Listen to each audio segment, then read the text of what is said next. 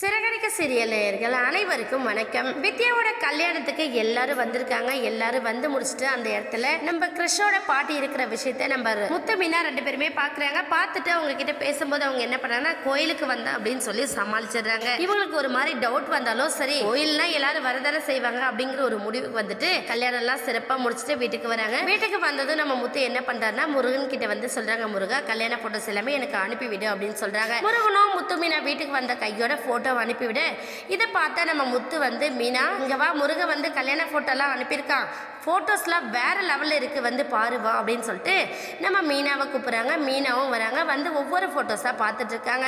இவங்க ரெண்டு பேரும் கல்யாணத்தில் நடந்த இன்சிடென்ட்டை பற்றி பேசிட்டே ஃபோட்டோ பார்க்குறாங்க.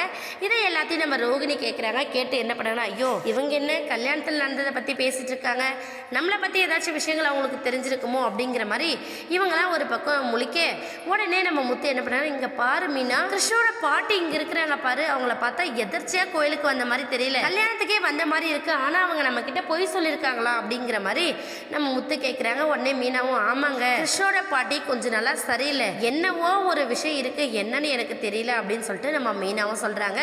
உடனே முத்து வந்து ஆமா மீனா நீ சொல்றது சரிதான், அந்த அம்மா கிட்ட ஏதோ ஒரு மர்மம் இருக்கு, என்ன மர்மம் அப்படிங்கிறத நம்ம கண்டுபிடிக்கணும், கூடி சீக்கிரம் கண்டுபிடிக்கிறேனா அப்படின்னு சொல்லிட்டு முத்து வந்து சொல்றாங்க.